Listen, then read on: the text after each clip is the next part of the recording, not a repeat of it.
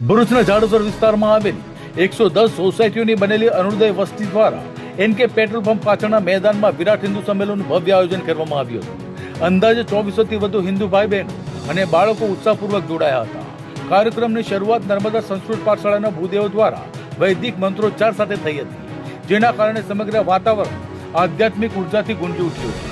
સંમેલનમાં યોગ, ભરતનાટ્યમ, શિવ તાંડવ સ્ત્રોત, તલવારબાજી તેમજ ભક્તિ અને દેશભક્તિના ગીતોની सांस्कृतिक प्रस्तुतियों साथ राष्ट्रीय चेतना संदेश आप्यो હતો। આ તકે પર્યાવરણ જાગૃતિ માટે કાર્યરત સ્વયંસેવકો, સફાઈ કર્મીઓ અને તેજસ્વી વિદ્યાર્થીઓનું વિશેષ સન્માન કરવામાં આવ્યું હતું। વક્તાઓએ કુટુંબ પ્રબોધન, સામાજિક સમરસતા, પર્યાવરણ સંરક્ષણ અને નાગરિક કર્તવ્ય પર ભાર મૂકતા સ્વના જાગરણથી જ સમર્થ ભારતનું નિર્માણ શક્ય હોવાનું જણાવ્યું હતું। રાષ્ટ્ર સામે વર્તમાન અને ભવિષ્યમાં પડકારોને સંગઠિત શક્તિથી પરાસ્ત કરવાનો સંકલ્પ લેવાયો હતો। કાર્યક્રમ પૂર્વે યુવાઓ દ્વારા ભવ્ય બાઇક રેલી તથા કાર્યક્રમના દિવસે પ્રભાત ફેરી યોજાઈ હતી। સમગ્ર યોજનામાં સ્થાનિક આગેવાનો અને શ્રેષ્ઠીઓનો સહયોગ રહ્યો હતો।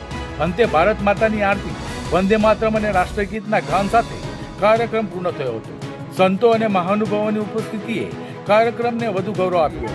અરુણોદય વિરાટ હિન્દુ સંમેલન સમિતિ જે જાડેસર વિસ્તારની 110 જેવી સોસાયટીના સામાજિક અગ્રણીઓની બનેલી સમિતિ દ્વારા આજરોજ હિન્દુ સમર્થ ભારતના મંત્ર સાથે સંગઠિત સમાજ થકી રચનાત્મક કાર્યોના નિર્માણ અને સમાજ સામે, રાષ્ટ્ર સામે આવનાર ચુનૌતીઓના સંગઠિત સર્જન શક્તિના માધ્યમથી નિવારણ કરવા અને સમર્થ ભારતના નિર્માણ અર્થે આ સંમેલનનું આયોજન કરેલ છે, જેના વિસ્તારમાંથી મોટી સંખ્યામાં ભાઈઓ બહેનો ઉપસ્થિત રહી અને સમૂહ ચિંતન, સાંસ્કૃતિક કાર્યક્રમો, હિન્દુ જીવન પદ્ધતિના કાર્યો વિશે સમૂહ ચર્ચા ચિંતન કર્યું છે। આજે આ આયોજનના ભાગરૂપે અમે 21 તારીખના રોજ સાંજે 5 વાગે સ્વામિનારાયણ મંદિરના ગેટથી દરેક સોસાયટી, આ વિસ્તારની અરુણોદય વસ્તીની દરેક સોસાયટીના આંતરીને દરેક સોસાયટીમાં બાઇક રેલીનું આયોજન કરી અને લોકોને અમે જાણ કરી અને આજે બધા ભેગા થઈ અને આ સારા પ્રોગ્રામનું અમે આયોજન કરેલ હતું।